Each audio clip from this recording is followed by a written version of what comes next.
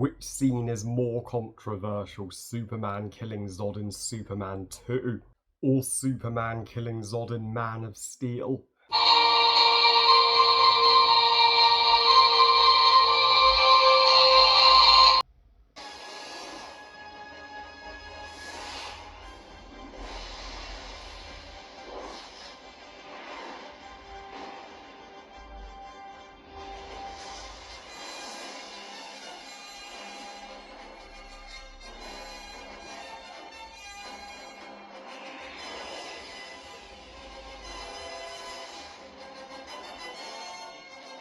Superman 2, not directed by Richard Donner this time, but by Richard Lester, and is the sequel to the 1978 legendary film introduction to the Man of Steel himself, and the second of the four of the Christopher Reeve Superman era, and released the exact same year as Empire Strikes Back. So, I mean, Christopher Reeve's first two Superman movies are blessed to be released in golden years for film. Like, 1978 was peak for Grease and Superman, and Superman 2 was released in the year of peak sequels.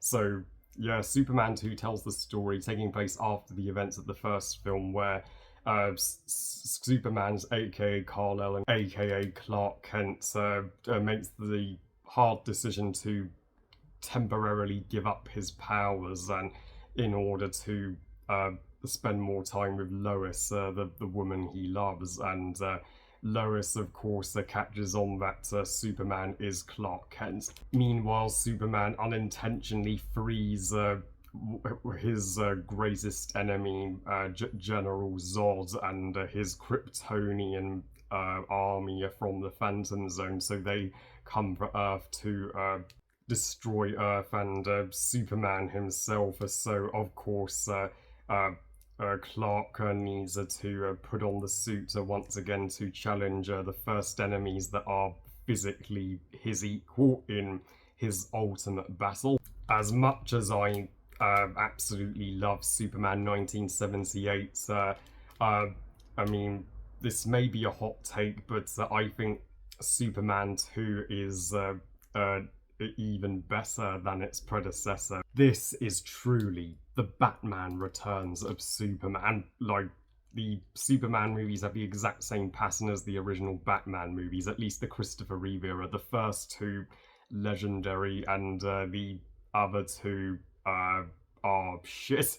But Superman 2 is one of the most glorious superhero sequels ever. It ups everything from the original. It ups the characters of Lois and Clark. The stakes feel higher, and it certainly ups the action here. This is Christopher Reeve's finest hour as a Superman, as he gets to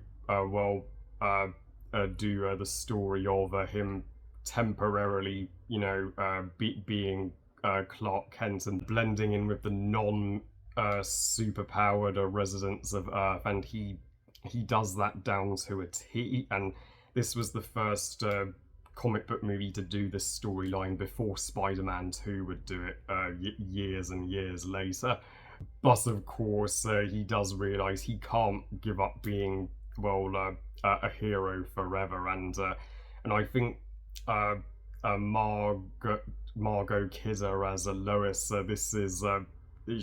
she is the best she has ever been as Lois here. She is far less of a damsel in distress in this movie in comparison to the first film, and her action role has been upped greatly, particularly when she gets to punch Zod's right-hand woman in the climax. I mean, she's like the first human to ever punch a Kryptonian. Does she have a fist made of steel or something? And this movie shows her, Lois, to be extremely smart, as she can tell and read Clark like a book, and could see he is Superman, and when she does put him into the test to reveal his true identity when she jumps out of the window of the Daily Planet, and thankfully Clark rescues her by slowing down time, going out of the building, and placing that larger net for her to land on softly. And when she comes out of the shower and she fires the gun at Clark's chest and the bullet bounces off, so that was the moment she realized, oh shit, my boyfriend is the world's greatest superhero. So the love story between her and Clark blooms in this sequel. It's at its peak here, and we still get to see a Superman, doing heroic stuff, especially when he saves the child.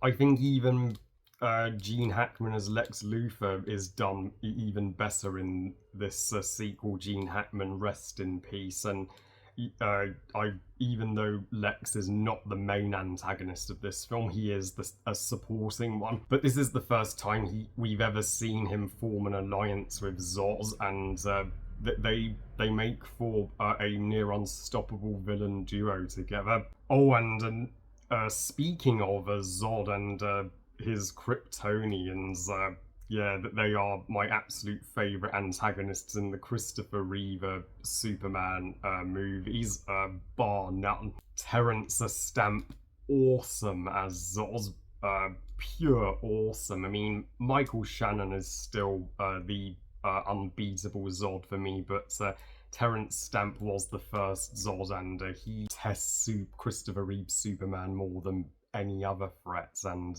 this is why I think Zod is the superior Superman villain to Lex Luthor, because Lex could never, well, physically do any damage to Superman without the kryptonite. But Zod needs no kryptonite to do so because, well, he has all of Clark's abilities. So, and the fact that Superman accidentally freed Zod from the Phantom Zone, you're like, well, Clark unintentionally puts the ones he loved in danger, so, and which is real personal stakes, and Zod's right hand woman. I'm sure her name is Feora. I mean, she was certainly Feora in Man of Steel, and here she is she is just as terrific, and feels just as invincible of a villain as Zod, especially when she crushes the snake when they land on Earth. And just as Zod feels like Superman's personal foe, she feels like Lois's personal foe when she holds Lois hostage. And the action scenes here are far more confident and on a far grander scale than they were in the first Superman. This is a more action-centered story, which makes it feel a great deal more epic. And yeah, I mean, when Superman and Zod, are two godlike beings, are going at it in the city, it's by 1980s standards, I'm sure moviegoers back in the 80s would have had their jaw on the floor the entire time watching that on the big screen, even if they don't hold a candle visually to Man of Steel. Of course, Man of Steel did the Superman and Zod fight better, but that is to be expected in a movie that came in 2013, and under the most controversial part of the film, when Superman literally crushes Zod's hand and grabs Zod by the throat and chucks Zod down into the abyss in the Fortress of Solitude. I mean, and Superman doesn't seem to show any remorse or regret doing that afterwards. I'm like, wow, that portrays Superman as a straight up murderer far more than Henry Cavill was in Man of Steel. So why do people give Superman killing Zod in Superman 2 a pass, but had such a problem with him breaking Zod's neck in Man of Steel? In both movies, Superman had no choice. It was not going to end until one of them died, and plus he he uh, uh, uh, he did it to save the innocent. So overall, I uh, freaking so overall, I absolutely love everything about Superman 2. It